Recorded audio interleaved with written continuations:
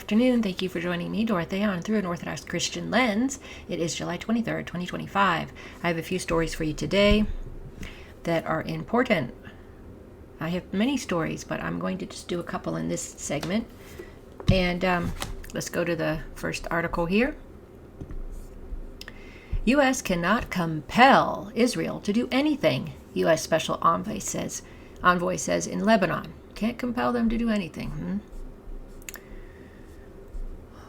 Washington cannot compel Israel to do anything, U.S. Special Envoy Thomas Barak said in Beirut on Monday, in response to a reporter's question about Lebanese demands that the U.S. guarantees a halt to Israeli strikes on Lebanese territory. I see. So they're saying they can't stop them from doing that. I will answer this after I finish reading. The U.S. last month proposed a roadmap to Lebanon's top officials to fully disarm Hezbollah within 4 months in exchange for a halt to Israeli strikes and a withdrawal of Israeli troops still occupying positions in southern Lebanon. Again, I will make a comment on this at the end.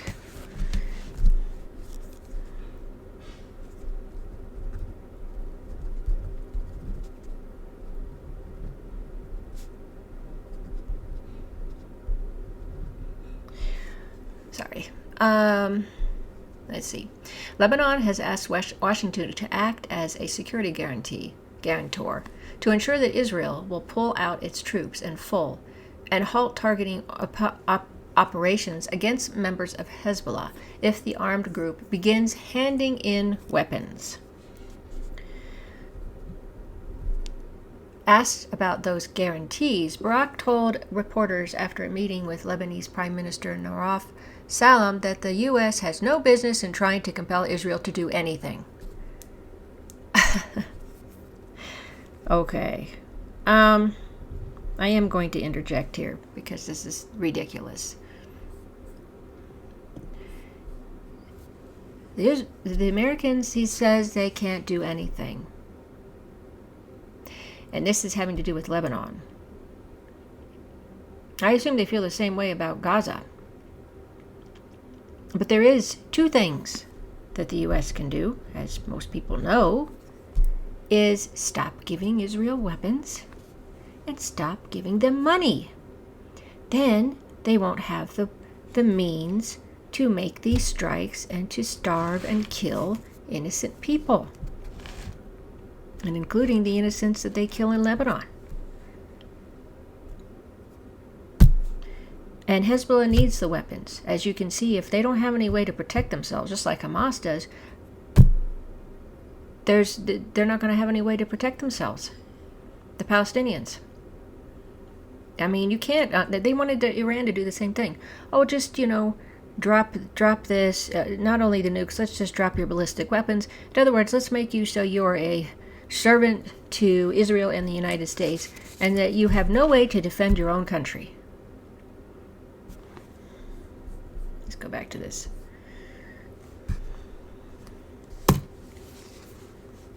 He also told reporters that the U.S. was not forcing Lebanon to strip Hezbollah of its arms or considering sanctions against Lebanese officials and if Hezbollah is not disarmed. There's no consequence, there's no threat, there's no whip, Barak said. Barak, a longtime advisor to U.S. President Trump, also serves as U.S. ambassador to Turkey and special envoy for Syria. He is making his third trip to Lebanon in just over a month to discuss the U.S. roadmap, which covers disarmament of non-state armed groups, long-awaited economic reforms, and better ties with Lebanon's neighbor, Syria. Okay, well, Israel and Hezbollah fought a months-long war last year that ended with the U.S. brokered truce calling for both sides to halt fighting. So you see what my thoughts are on this. Now I'm going to go to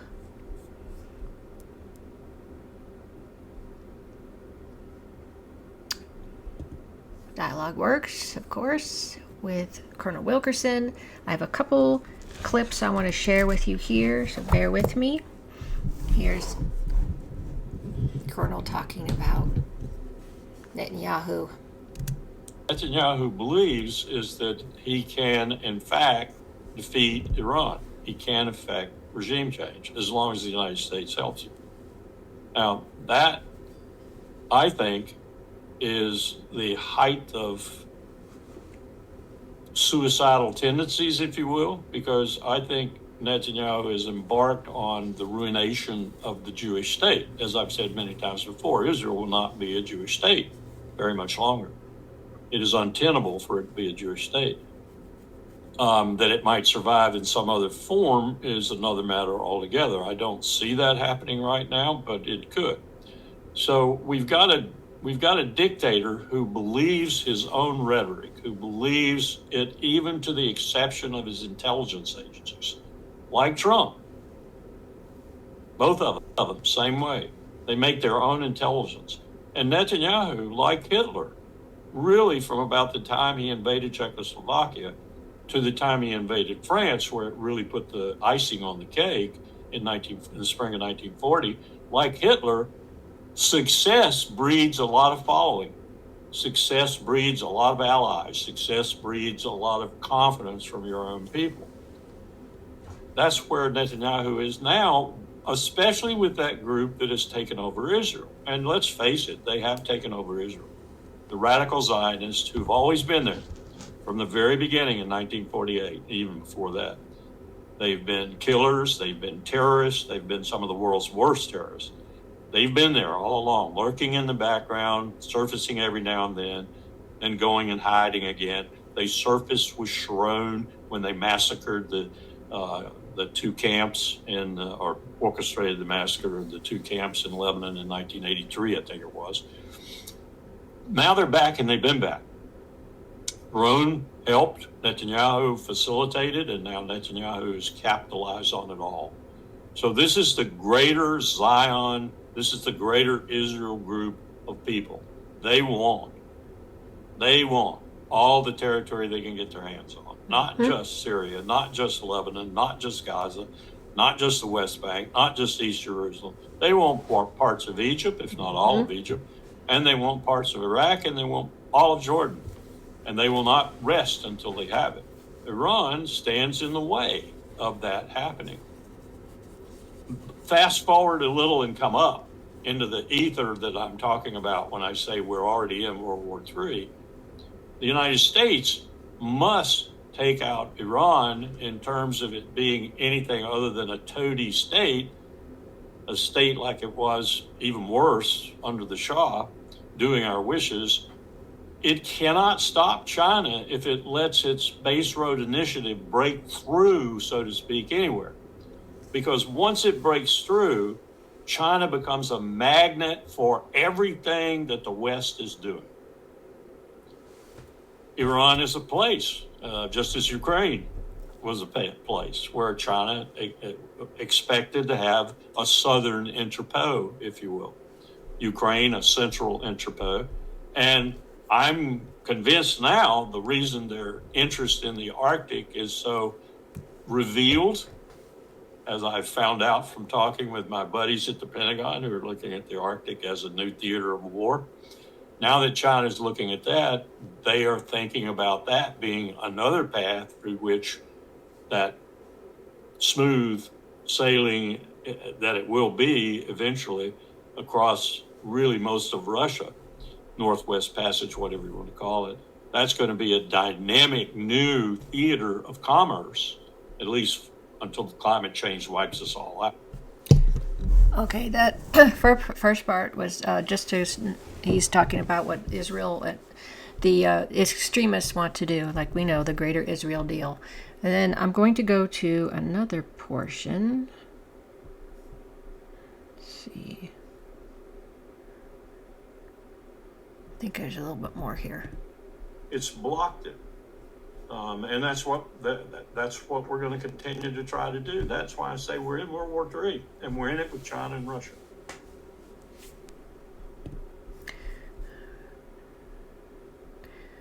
Okay. Let me see here.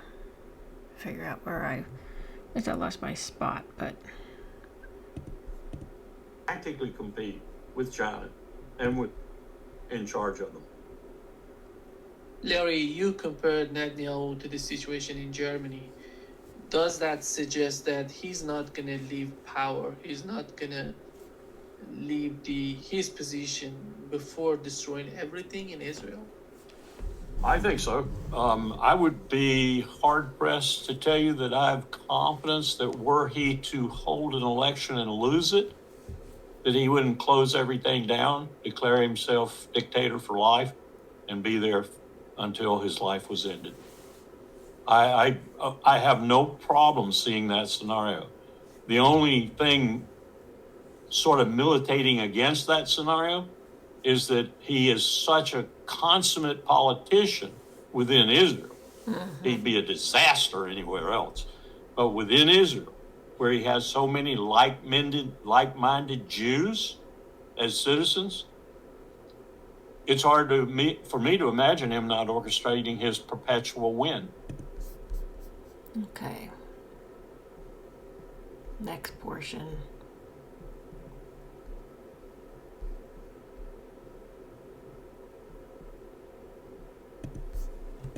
Syria. What is the role of Israel in somehow making these differences bolder, or maybe somehow trying to get closer to some of these factions who were not so close to Israel, in order to, I don't know, to fight the government, it's not the government, this gang running, unfortunately, Syria. But what can we understand from the situation, the complexity of what's going on in Syria? I think Israel's number one strategic objective with regard to Syria right now, and just to put Iran aside for a moment, because it all boils down ultimately to Iran, because that's the last real obstacle to Israel's hegemony in the region. And our hegemony, remember, we use Israel. I think their objective in Syria right now is to get rid of the leader. Ultimately, to get rid of that leader, because they don't like him. They don't think that he's ultimately going to be aligned with their interests. He's too much of a future possibility of opposition to Israel, effective opposition to Israel. Unlike Assad, he's got a tender base right now, if you will, I think. I'm hearing a lot from Damascus about him, and he's got to make sure that he can get every disparate element in Syria as possible behind him. And Israel has defanged him, really. All that bombing that Israel did, he hasn't got a whole lot left to fight Israel with. And this is the reason they did this, Nima. That's the reason they did it. They were planning all along of taking more and more of Syria.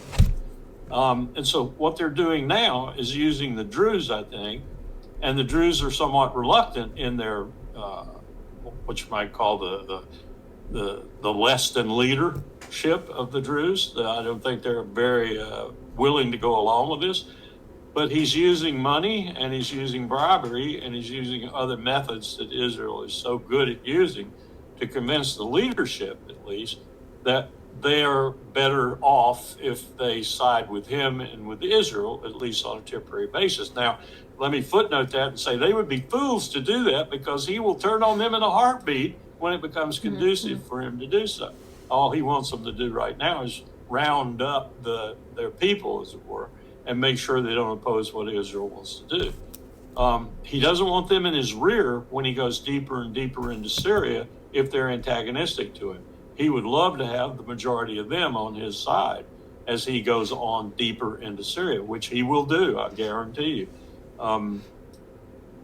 Be, though, an ancillary theater for him right now, because he's got his hands full taking over Lebanon, and that's his goal, to take over Lebanon, not just... We built that largest... Why did we build the largest, freaking most expensive embassy in the world in Lebanon? First of all, because it's not really a diplomatic place. It's a place for the CIA, Mossad, MI6, and others to operate out of. Second of all, because we know what Netanyahu is going to do.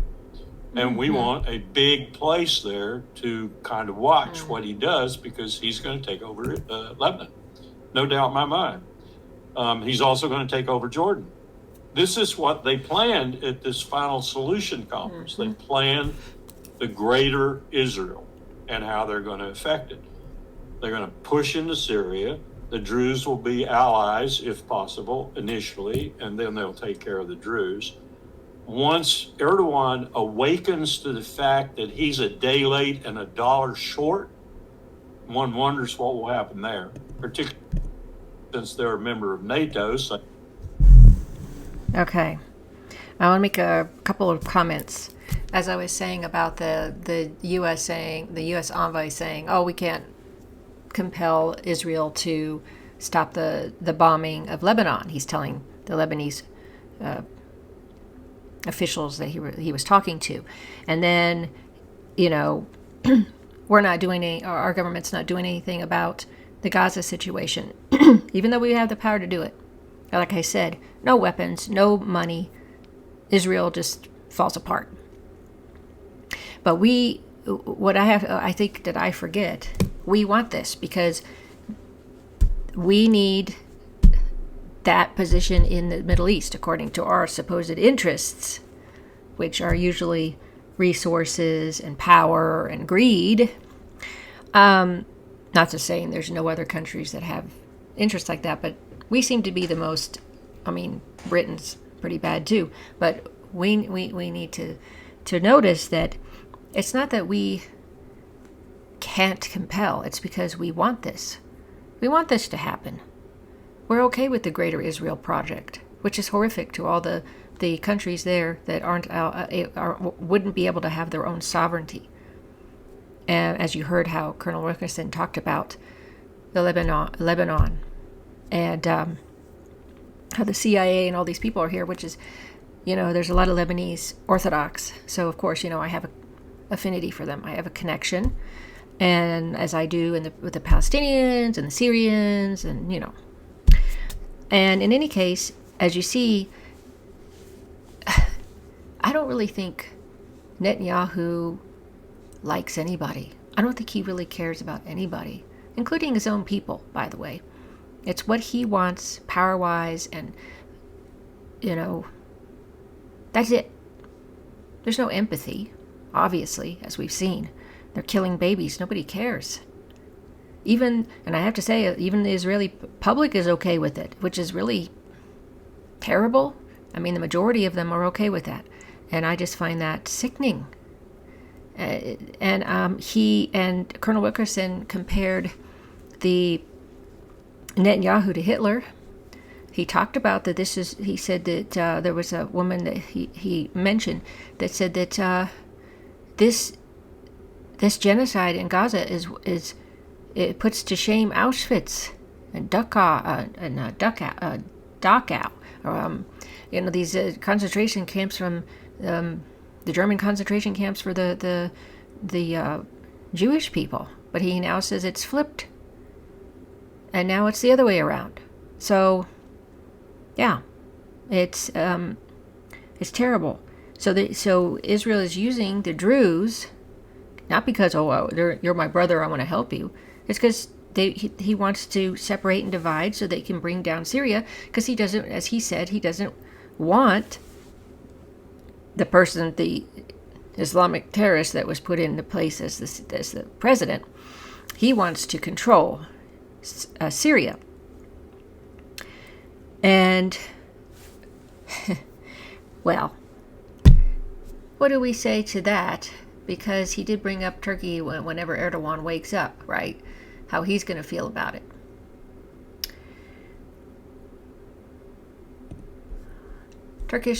This is yesterday.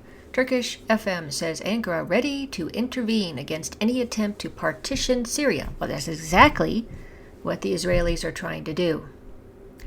Turkey says Israeli airstrikes in Damascus and Suwada are part of a wider policy to incite sectarian violence and obstruct Syria's recovery. Yes.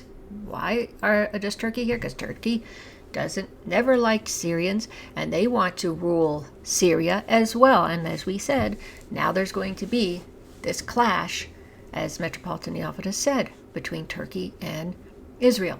Turkish Foreign Minister Hakan Fidan said on 22 July that Turkey will intervene if any group attempts to divide Syria, warning that Israel's destabilizing actions in Sawada and Damascus pose a direct threat to Ankara's national security. Yeah, because basically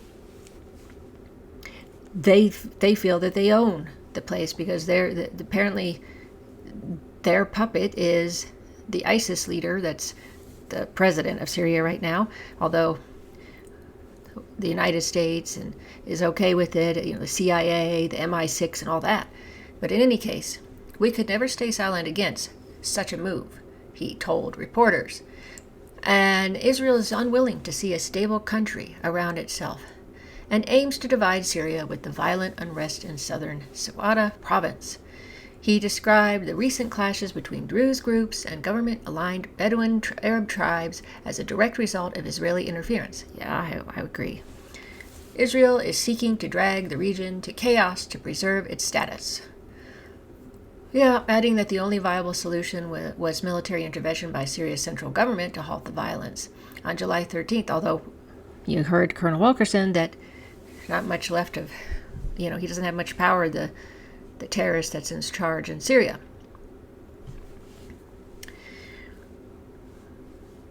So after the eruption of the clashes between Druze factions and Bedouin tribes, 3 days later, Israeli strikes targeted the Syrian presidential palace, defense ministry, and general staff headquarters. Yeah, they're like, get out of the way.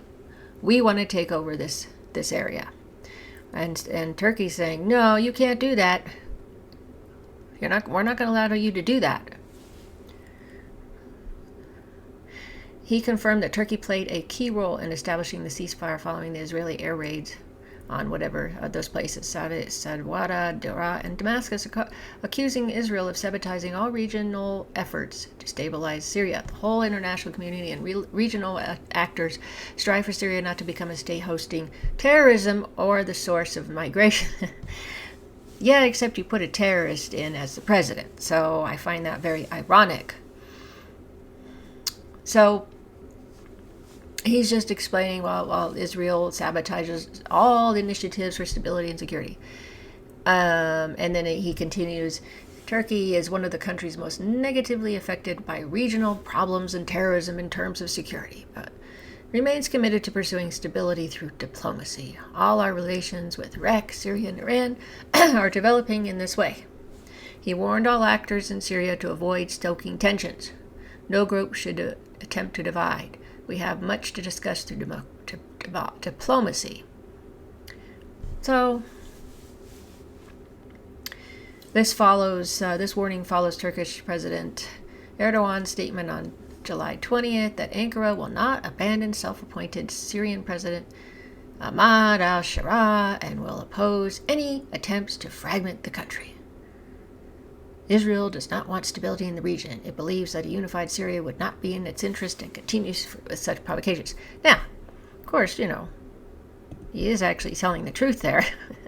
But they both have their reasons and what they want to do there. That's the thing. That's why it's going to become a clash because, they're not going to give up their positions there, their goals to take over Syria. They thought, now that Assad's out, we can move forward and make a big difference here on what we want to do. Well, as you know, not only is going to become a conflict between Israel and Turkey, as I said that Metropolitan Neophytus had said in one of my other videos. So, we are compliant. We are complicit by all these war crimes, genocide, ethnic cleansing, starvation. Our government is complicit in that, which is absolutely grotesque and reprehensible. And then this is not getting any better, as you know. It's not going to get better, but I just wanted to share that. And again, anytime somebody gives up their weapons to the colonialists, the imperialists, they end up enslaved and their country's ruined. So that's why Hezbollah is not going to do that. They're not going to give up their weapons. Hamas didn't want to give up their weapons because there would not be anybody to defend the Palestinians. There wouldn't be much to defend in Lebanon. So you have to have these groups, militias, whatever you want to call them, in order for some type of protection for these people that they're vulnerable, they're helpless, they don't have any way to defend themselves. So I just wanted to share that with you. I know I went on for a long time, and thanks so much for watching. I hope this video was informative and that it was something worth watching. Thanks so much for your support of my channel. Until next time.